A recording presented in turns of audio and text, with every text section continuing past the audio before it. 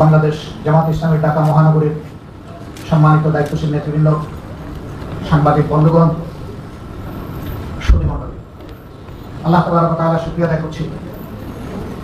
ফুলে ফুলে ভরা একটি বাগানে আজকে আল্লাহ তাআলা আমাকে হাজির করেছেন, আলহামদুলিল্লাহ।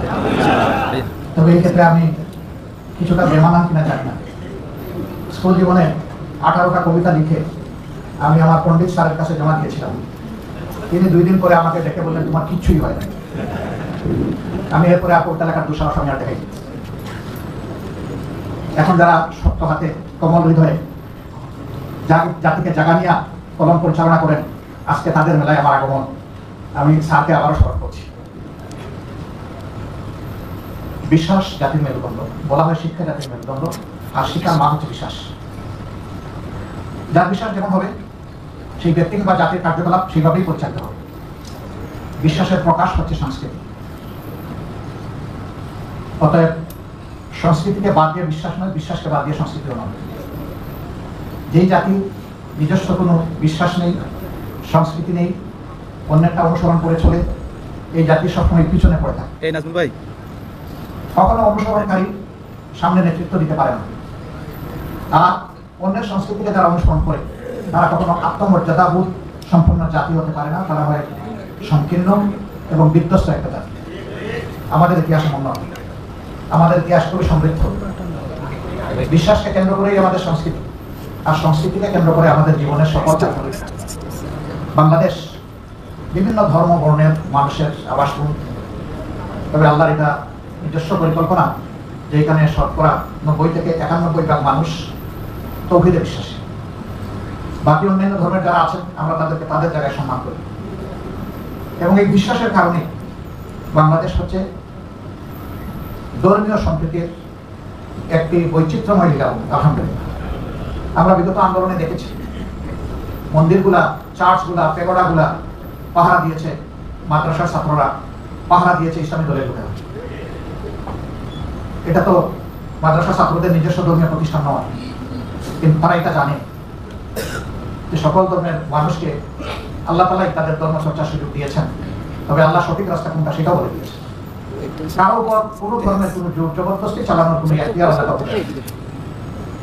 সমাজের কিছু দুষ্ট লোক আছে, তারা নিজেদের এজেন্ডা বাস্তবায়নের জন্য কিছু দুষ্কর্ম সংগঠন করে, তারপরে এর দায় নিরীহ শান্তিপ্রিয় মানুষের ঘাড়ে চালায় দেয়। এরা সবসময় পর্দার আড়ালে থেকে যায়, দড়াছোড়া বাইরে তাদের অবস্থান। আমরা সম্প্রতিকালে সকল ধর্মের সকল মতের মানুষের সাথে নিবিড়ভাবে মিশেছি। সবাইকে আমরা একটা বার্তা দেওয়ার চেষ্টা করেছি, ধর্মের ভিত্তিতে জাতিকে বিভাজিত করা আমাদের কাজ নয়। ধর্ম যার যার নিজস্ব চয়েস, এর ভিত্তিতে আমরা এখানে মেজরিটি মাইনরিটিতে বিশ্বাসী না। এদেশে যারাই জন্মগ্রহণ করবে তারা এদেশের গর্বিত না। তারা তাদের নাগরিক অধিকার সকলের মতো ন্যায্যতার ভিত্তিতে অবশ্যই তারা ভোগ করবে। তাদের নাগরিক অধিকারের সামান্য চিহ্নটুকু কেড়ে নেওয়ার অধিকার কারণ। আমরা আরেকটা কথা তাদেরকে অনুরোধ করেছি, দীর্ঘ অর্ধ শতাব্দীর ঊর্ধ্বে হয়ে গেল বাংলাদেশ স্বাধীন হয়েছে।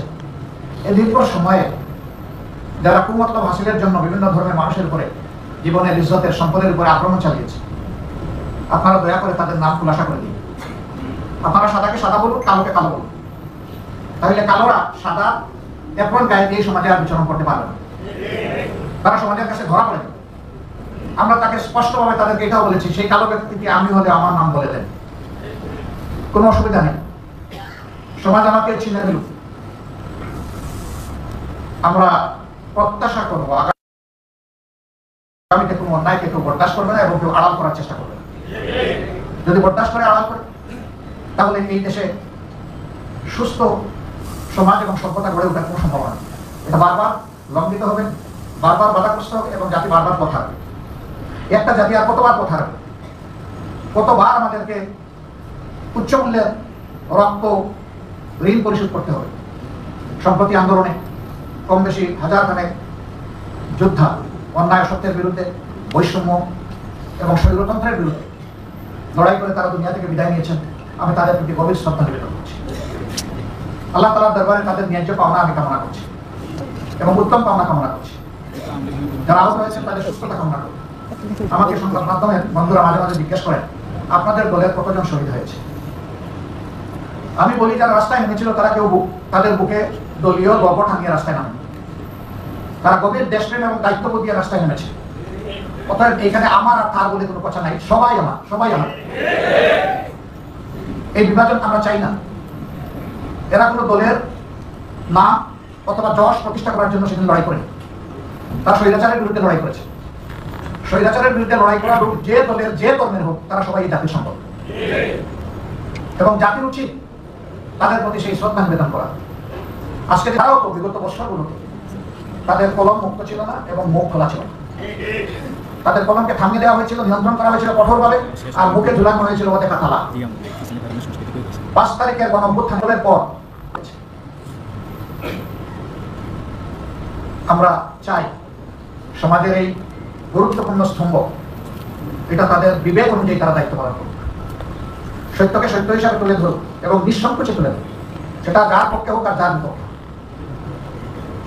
তাদের কলম মুক্ত থাকুক, তাদের মুখটা খোলা থাকুক। সাংবাদিকদেরকে বলা হয় জাতির বিবেক, মিডিয়াকে বলা হয় দর্পণ। আমরা ঠিক এক জায়গায় তাদেরকে দেখার ব্যাপারে প্রত্যাশী করি। সম্মানিত বন্ধুগণ, আজকে এখানে সাংস্কৃতিক ফ্রন্টের আয়োজন।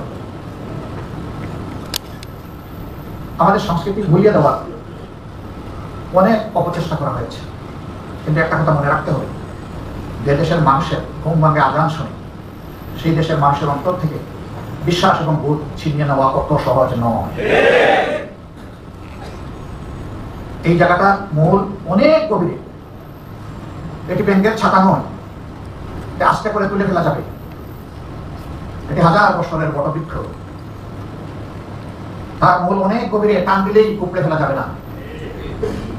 এই 15.5 বছর বহু কসরত করা হয়েছে, বিভিন্ন সংস্কৃতি আমদানি করা হয়েছে, চাপিয়ে দেওয়ার চেষ্টা করা হয়েছে। আপনারা দেখেছেন এক রাতে সমস্ত চাপিয়ে দেওয়ার সংস্কৃতি ধ্বংস হয়ে গিয়েছে। মানুষের দেহের উপর জোর চলে, চাবক চলে, মনের উপর জোর এবং চাবক অচল। মন মানুষের সবসময় তাজা থাকে, আর সংস্কৃতির সাথে মানুষের সম্পর্ক হচ্ছে মনের সম্পর্ক।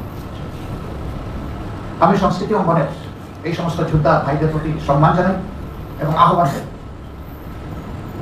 কোন স্বৈর শাসকের লাল চক্ষু যেন তাদের কলমকে থামাই দিতে না পারে, তাদের কণ্ঠকে যেন স্তব্ধ করতে না পারে। চিন্তার জগতে কোনো আপোষ নেই, সত্য কথা বলার জগতে কোনো আপোষ নেই, জাতিকে জাগিয়ে তোলার ব্যাপারে কোনো আপোষ নেই, সত্য প্রকাশে কাউকে পরোয়া করার কোনো প্রশ্ন নেই। এই জায়গা থেকে যদি বলিয়ান হয়ে আমরা সামনের দিকে আগাতে পারি, ইনশাআল্লাহ জাতি পথ হারাবে না।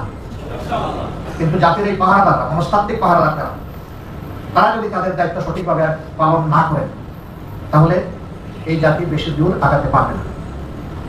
আসো আমরা মানব জাতির মুক্তির মঞ্জিলের জন্য যে বিপ্লবের সূচনা করেছেন মহানবী মুহাম্মদ রাসূলুল্লাহ সাল্লাল্লাহু আলাইহি সাল্লাম, তার দেওয়া এই আমানতকে বুকে ধারণ করে আমরা সামনের দিকে এগিয়ে যাই।